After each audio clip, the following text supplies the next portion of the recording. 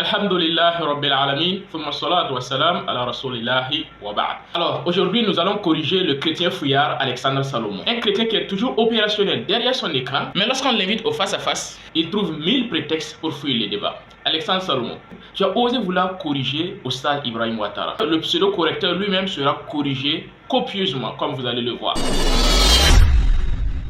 Attachez bien vos ceintures pour ceux qui en ont, c'est parti. Selon notre savant de la DDR, la Bible n'a pas précédé le Coran. Non seulement il insiste, il persiste et il signe. La Bible n'a pas précédé le Coran. Je répète et j'assume et je pèse mes mots. La Bible n'a pas précédé le Coran. Ok, tu assumes. Mais il y a exactement un peu plus de 2 ans, tu as pesé tes mots en publiant un article qui avait pour titre « Oui, Mohammed est dans la Bible », suivi d'un premier point sur les annonces de la prophétie de Mohammed dans l'Ancien Testament, la Torah. Oustaz Ibrahim Ouattara, avec toute la grande science de ton laboratoire à la DDR, explique-nous comment on peut être annoncé ou prophétisé dans un livre qui ne nous a pas précédé. La prophétie se rapporte justement à une annonce qui précède son accomplissement. Si Mohammed a été réellement prophétisé ou annoncé dans la Bible, cela implique donc logiquement que la Bible était là avant Mohammed et donc avant le Coran. C'est simple, échec et mat. La vidéo aurait pu s'arrêter ici. En quelques secondes, tu as toi-même balayé ton propre argument. Mais non, Alexandre Salomon, ce n'est pas parce qu'on a cité une prophétie qui se trouve dans la Bible pour démontrer que le prophète Mohammed a été prophétisé dans la Bible qui justifierait que la Bible a précédé le Coran. Non. On cite ces prophéties parce qu'aujourd'hui nous avons des manuscrits de ces dites prophéties qui datent avant l'islam. En exemple, tu prends le Deutéronome 18 cité par le frère, mais ce chapitre se trouve par exemple dans le Codex Vaticanus qui date avant l'islam. Donc c'est logique. En d'autres termes, ce sont ceux qui ont écrit la Bible, qui ont introduit dans leurs livres des versets ou des prophéties qui datent avant l'islam. Mais la Bible elle-même, elle est venue après l'islam. Elle a été révélée après l'islam, comme nous allons le voir. Avec toute la grande science de ton laboratoire à la DDR, explique-nous comment on peut être annoncé ou prophétisé dans un livre qui ne nous a pas précédé. Mais Alexandre Salomon, c'est nul ta vidéo. On peut être annoncé dans un livre qui ne nous a pas précédé si et seulement si ce livre insère en son sein. Si et seulement si ce livre a inséré en son sein des prophéties ou des versets dont on a des témoignages de manuscrits qui précèdent la personne. C'est simple et incroyable que ton Saint-Esprit n'ait pas pu résoudre cette petite équation. Maintenant, on va allumer un tout peu le faux Saint-Esprit d'église, le Saint-Esprit qui anime Alexandre Salomon. Oustaz Ibrahim nous dit que le Codex Sinaiticus est le premier, le plus vieux des manuscrits. Le premier manuscrit, le plus vieux de tous les manuscrits aujourd'hui, allez-y chercher sur les réseaux, etc. Vous allez voir dans les classements, ils vont te parler du Codex Sinaiticus. Le Codex Sinaiticus. Bien, il y a le Codex Vaticanus, mais ici, je parle du Codex Sinaiticus. Vous allez voir qu'il ne date pas du 1er ni du 2e siècle même ni du 3e siècle. Il date du 4e siècle, le Codex Sinaiticus, jusqu'au 4e siècle. Est-ce que cette assertion est vraie ou faux, Alexandre Salomon?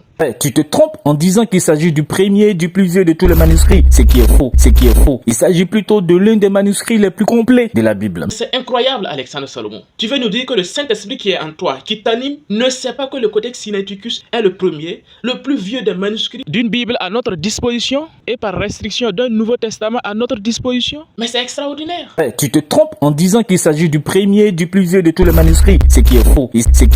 Monsieur l'ignorant, dis à ton fameux Saint-Esprit de chercher un stylo et de prendre note parce que le cours, il est gratuit ici. Écoute très bien Alexandre Salomon. Le Codex Sinaiticus est le premier, le plus vieux de tous les manuscrits qui est à notre disposition pour le moment, qui renferme entre guillemets le texte du Nouveau et de l'Ancien Testament. Mais si ton Saint-Esprit ne sait pas ça, moi je ne peux pas croire en ce faux Saint-Esprit. Il est censé être omniscient et il ne sait pas ça. C'est un faux. Que nous dit Robert Ferry dans sa brochure sur le Codex Sinaiticus? Je cite: le Codex Sinaiticus est pour les chrétiens un trésor d'un prix inestimable. Datant du 4e siècle, en grec, il contient le texte intégral du Nouveau Testament, dont il est en quelque sorte la copie la plus ancienne. Le premier manuscrit, le plus vieux de tous les manuscrits aujourd'hui, ils vont te parler du Codex Sinaiticus. On peut encore aller un peu plus loin. Lorsque nous prenons la Bible de Jérusalem, dans son introduction aux évangiles synoptiques, la Bible de Jérusalem nous précise ceci: les textes que nous utilisons de nos jours, soit pour étudier les synoptiques, soit pour traduire en langue moderne, sont fondés sur... Écoutez très bien et regardez très bien, sont fondés sur les 2 plus anciens de ces manuscrits, à savoir le Sinaiticus et le Vaticanus. Tous deux sont datés du milieu du 4e siècle. La Bible de Jérusalem témoigne clairement ici que le Codex Sinaiticus est le manuscrit le plus ancien de tous les manuscrits de la Bible avec son rival le Codex Vaticanus. Alexandre Salomon ne sait pas ça. Et le pire est que son Saint-Esprit est même ignorant de cette vérité. C'est incroyable. C'est extraordinaire. Du Codex Sinaiticus. Tu te trompes en disant qu'il s'agit du premier, du plus vieux de tous les manuscrits. C'est qui est faux. C'est qui est faux. Tu es trop nul. Tactiquement, techniquement, tu dois être saturé dans la tête. Tu dois avoir des problèmes. Vous comprenez bien que nous sommes tout simplement en face d'un nulard et un fin manipulateur. Le frère, il était en train de parler des témoins de la crucifixion. Lorsque le chrétien lui a dit que le Coran est venu 6 siècles après Jésus pour parler de la non-crucifixion de Jésus, le chrétien lui dit que la Bible, elle a parlé de la crucifixion de Jésus au 1er siècle. C'est ça, le frère lui a dit que c'est faux parce que le premier manuscrit, le manuscrit le plus ancien de sa entre guillemets Bible, ne date ni du 1er siècle, ni du 2e siècle, ni du 3e siècle, mais plutôt au 4e siècle. Pour nous qui sommes chrétiens, dans les écritures que nous avons en main, c'est clair, c'est pas équivoque que Jésus a été crucifié. Ça date quand même du 1er siècle. Ah bon? Voilà. Au 6e siècle, c'est là que l'islam est apparu avec Mahomet. Vous dites que c'est depuis le 1er siècle que la crucifixion de Jésus donc, a été enseignée, etc. Donc, d'abord, vous devez savoir même que même si vous n'avez pas trop de connaissances dans ce domaine, le premier manuscrit, le plus vieux de tous les manuscrits aujourd'hui, allez-y chercher sur les réseaux, etc. Vous allez voir dans le classement, ils vont te parler du Codex Sinaiticus. Vous allez voir qu'il ne date pas du 1er ni du 2e siècle même ni du 3e siècle. Il date du 4e siècle, le Codex Sinaiticus, jusqu'au 4e siècle. Donc là, nous voyons que le frère, il parle clairement du codex biblique qui relate l'histoire de la crucifixion de Jésus. Parce que c'est de ça il était question. On te parle d'un thème précis qui est la crucifixion et de la première Bible qui fait référence à cela, qui serait le codex Sinaiticus qui date du 4e siècle et non du 1er siècle comme le chrétien a voulu le faire croire. Et toi, tu viens évoquer les manuscrits de la mer morte pour raconter n'importe quoi. Les plus vieux manuscrits de la mer morte que tu as brandis, montre-nous un seul chapitre de ces manuscrits qui relate l'histoire de la crucifixion de Jésus. Ça n'existe pas. Mais ça, c'est pas honnête. Comment on appelle ça, Alexandre Salomon? C'est pire que de l'hypocrisie. C'est de la malhonnêteté intellectuelle. Vous voyez comment ils sont malhonnêtes? C'est ça la malhonnêteté. Alors, dans la suite, il va faire passer la vidéo de Oustaz lorsqu'il cite la sourate 2, le verset 75, dans lequel Dieu il nous dit que les gens du livre ont falsifié leur livre. La sourate 2, verset 75 vous a répondu en disant que les gens du livre ont falsifié la parole d'Allah sciemment, ont falsifié une partie de la parole d'Allah sciemment révélée au prophète avant Muhammad alayhi salatu wassalam. À ceci, Alexandre Salomon va prétendre que Oustaz Ibrahim aurait caché un autre avis des savants qui dit qu'il s'agit d'une falsification de sens, d'une falsification dans l'interprétation. Déjà, tu ne dis pas à vos suiveurs que l'accusation, gratuite bien sûr, de falsification a été interprétée de deux manières par vos savants. Soit une falsification de sens, c'est-à-dire une mauvaise interprétation des textes, soit une falsification textuelle. Dans les deux cas, tu ne réponds pas à la question posée. Un bas pour Salomon. Bravo. Effectivement, les savants parlent de falsification du sens et de falsification de la parole elle-même, c'est-à-dire une falsification textuelle. Sauf qu'en islam, la parole d'un savant n'a de valeur que si elle est en adéquation avec le Coran et la Sunna du prophète Mohammed. Chose que nous allons vérifier ensemble. Réouvrons tranquillement la sourate 2, le verset 75. Yasma'una kalam Allahi thumma yuharrifunahu. Dieu il nous dit que les gens du livre, après avoir écouté la parole de Dieu, après avoir entendu la parole de Dieu, après avoir examiné la parole de Dieu, yuharrifunahu. Ils la falsifièrent. Dieu, il nous dit dans ce verset qu'ils ont falsifié la parole de Dieu.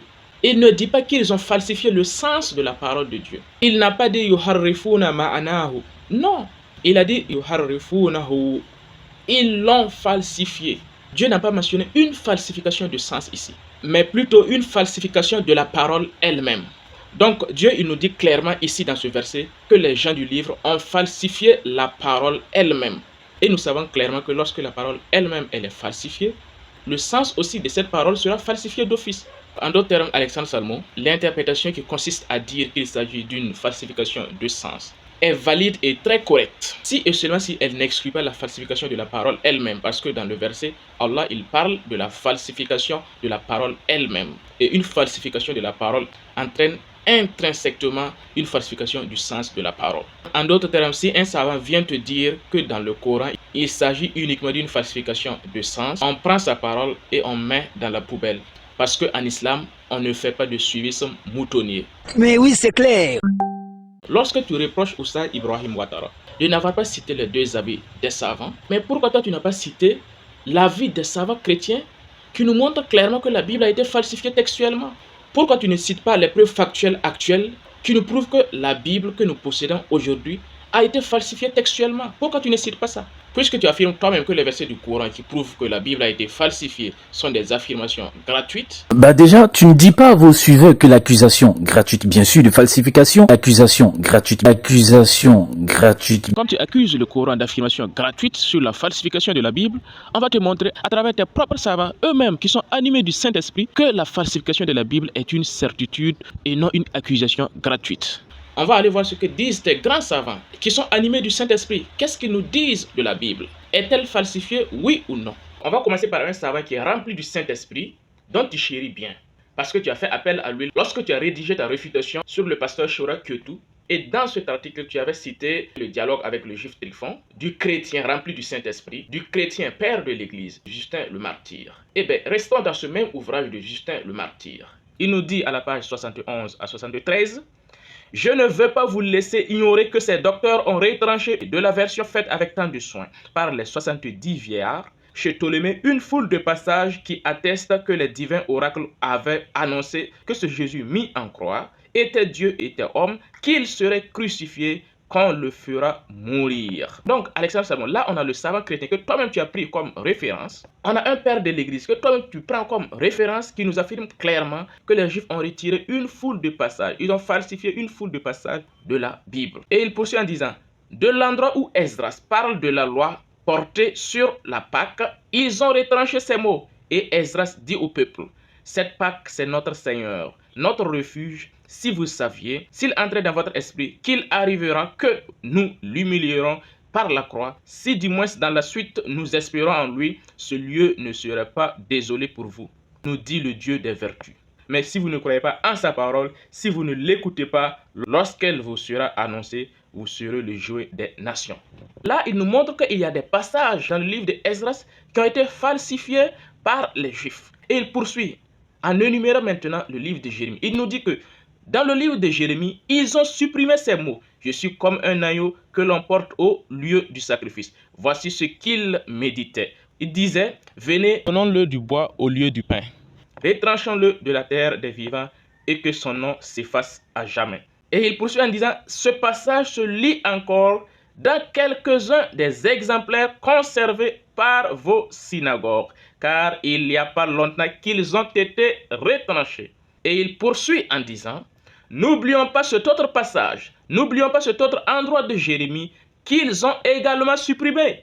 Le Seigneur Dieu s'est souvenu de ces morts d'Israël qui sont endormis dans la terre des tombeaux. Et il est descendu vers eux pour leur évangéliser son salut. Alexandre Salmon, ce ne sont pas les musulmans qui disent que la Bible a été falsifiée. Donc ne venez pas déverser votre colère sur le Coran, votre colère sur les musulmans. Vos savants eux-mêmes attestent que la Bible a été falsifiée. Vos pères de l'Église eux-mêmes attestent que la Bible a été falsifiée. C'est un secret de polichinelle pour toute personne qui refuse que sa matière grise soit prise en otage par un pseudo-Saint-Esprit. Et il n'est pas le seul. Aujourd'hui, les chrétiens honnêtes attestent la falsification de la Bible. Prenons la fin de l'évangile de Marc, les 12 derniers versets de l'évangile de Marc, verset 9 à verset 19. David Wood, on t'écoute.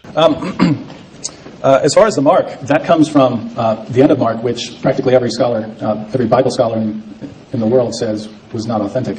That this was a later edition, was not authentic. That this was a later edition, was not authentic. That this was a later edition. And so that's not in the early source material as far as our earliest records don't have that part about the poison. Voilà, donc là on a un évangéliste qui admet en plein débat que la Bible qu'il possède aujourd'hui a été falsifiée parce qu'ils ont introduit dans leur Bible des faux passages. Mais c'est pas un musulman, c'est un évangéliste. Et même toi, Alexandre Salmon, si tu es honnête avec ta propre personne, tu es obligé de reconnaître que la Bible a été falsifiée. Parce que lorsque tu répondais à Oustaz Ibrahim, tu avais apostrophé le Codex Sinaiticus. Le Codex Sinaiticus. Et tu avais dit que c'est l'un des codex les plus complets. Il s'agit plutôt de l'un des manuscrits les plus complets de la Bible. Mais Alhamdulillah, tu t'es auto-crucifié toi-même. Tu viens de reconnaître la falsification de la Bible sans le savoir. Parce que premièrement, dans ce Codex Sinaiticus, il n'y a pas la fin de l'évangile de Marc. Les 12 derniers versets de l'évangile de Marc ne s'y trouvent pas. En d'autres termes, Alexandre Salomon, si toi-même tu reconnais que le Codex Sinaiticus est l'un des codex les plus complets, alors que ce codex ne contient pas les 12 derniers versets de l'évangile de Marc, versets dans lesquels Jésus-Christ aurait dit à ses disciples d'aller prêcher au monde entier que ceux qui croiront lorsqu'ils boiront des poisons, ils n'auront aucun mal. Donc, si l'un des codex les plus complets ne renferme pas les 12 derniers versets de l'évangile de Marc que nous avons dans nos Bibles aujourd'hui, alors les Bibles que nous possédons aujourd'hui deviennent automatiquement une falsification de la Bible parce que, selon toi, le Codex Sinaiticus est l'un des codex les plus complets de la Bible. Donc, en d'autres termes, le Saint-Esprit de Alexandre Salomon témoigne clairement ici que les Bibles que nous possédons aujourd'hui sont des falsifications de la Bible. Ça, c'est un. Deuxième preuve, lorsque nous prenons par exemple l'histoire de la femme adultère, Jean 7 et Jean 8, où on nous raconte qu'une femme aurait commis l'adultère et elle a été amenée auprès de Jésus. Et on nous dit que Jésus-Christ aurait ordonné aux Juifs de ne pas la lapider. Mais cette belle histoire qui se trouve dans nos Bibles aujourd'hui, que les chrétiens brandissent dans leur débat contre les musulmans, cette fameuse histoire n'existe pas dans la première Bible la plus complète. Elle n'existe pas dans le Codex Sinaiticus, qui est la Bible la plus complète selon Alexandre Salomon. En d'autres termes, les Bibles que Alexandre Salomon possède aujourd'hui, utilise aujourd'hui dans son église, sont des Bibles qui possèdent des ajouts de chapitres qui n'existent pas dans la Bible la plus complète de Alexandre Salomon. Preuve factuelle de la falsification de la Bible que Alexandre Salomon possède aujourd'hui. Et à travers l'histoire, avec les preuves factuelles, les chrétiens ont toujours falsifié leur Bible. C'est pourquoi lorsque nous lisons le commentateur chrétien Frédéric Godet, il nous dit qu'il est impossible d'envisager l'omission de ce morceau dans les nombreux documents que nous venons d'examiner comme purement accidentel. S'il était authentique, en d'autres termes, selon ce commentateur, le récit de la femme adultère est un ajout, c'est une falsification de la Bible. S'il était authentique, il faudrait nécessairement qu'il eût été retranché à dessein et par le motif que suppose quelques pères. Et il poursuit en disant, le texte varie extraordinairement dans les documents qui présentent ce morceau.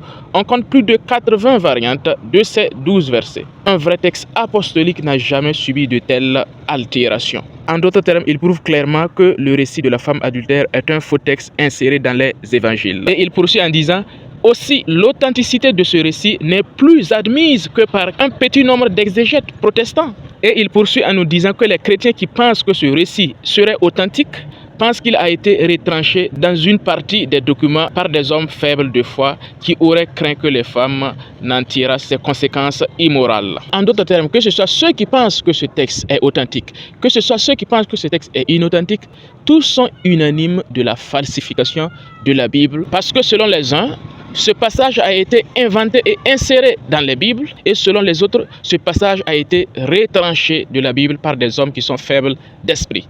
Donc ça, ce sont des témoignages clairs qui prouvent que les chrétiens ont toujours été prêts à falsifier leur Bible et l'ont toujours fait à travers l'histoire. Et enfin, Alexandre Salomon, pour terminer, lorsque tu nous dis que le Codex Sinaiticus est le manuscrit le plus complet de la Bible, tu viens encore une fois de plus confirmer la sourate 2, le verset 75-79, que les gens du livre ont falsifié leur écriture. Pourquoi ? Parce que tu as toi-même dit que le Codex Sinaiticus est le manuscrit le plus complet de la Bible. Du Codex Sinaiticus, il s'agit plutôt de l'un des manuscrits les plus complets de la Bible. Ok. Lorsque nous prenons le Codex Sinaiticus, ce livre possède en son sein, cette Bible possède en son sein l'épître de Barnabas, le livre du pasteur Hermas, ainsi que le livre de la sagesse et le livre de Siracide. En d'autres termes, Alexandre Salomon, la Bible que tu dis être complète, qui est le Codex Sinaiticus, possède des livres aujourd'hui qui n'existent pas dans les Bibles que nous possédons aujourd'hui. Donc, Alexandre Salomon, tu viens de nous prouver que les Bibles que nous possédons aujourd'hui sont des Bibles incomplètes. Parce qu'il y a des livres qui existent dans la Bible complète, qui est le Codex Sinaiticus, qui n'existent pas dans les Bibles d'aujourd'hui, qui n'existent pas dans les Bibles validées par le Saint-Esprit de Alexandre Salomon. En conclusion, les Bibles que nous possédons aujourd'hui sont en clair des falsifications de la Bible complète qui est le Codex Sinaiticus, selon Alexandre Salomon qui vient de se faire cramer tout seul. Alors, bref, l'affirmation du Coran selon laquelle les Juifs et les chrétiens ont falsifié leurs écrits est d'une évidence sans précédent et elle est incontestable. Parce que non seulement Alexandre Salomon lui-même vient de le confirmer, ça c'est un. Deuxièmement, les chrétiens comme les David Wood le confirment, ça c'est deux. Troisièmement, presque tous les commentateurs chrétiens le confirment avec des preuves factuelles. Et quatrièmement, les pères de l'Église, tant chéris par Alexandre Salomon lui-même, le confirment. Donc c'est indiscutable. Arrêtez d'accuser les musulmans pour rien. Arrêtez de vous emballer contre les musulmans pour rien. Il faut savoir que ce n'est pas Ce ne sont pas nous, musulmans, qui le disons parce qu'on a envie de le dire. Non. On a les preuves matérielles de ce mensonge ancestral. On a des preuves matérielles de cette tromperie éternelle jusqu'à aujourd'hui. Je vous donne rendez-vous à la prochaine pour la suite et la fin de la vidéo. Vous prouvez effectivement que l'affirmation du frère qui dit que le Coran est venu avant la Bible est une évidence pour toute personne qui utilise encore sa matière grise pour réfléchir.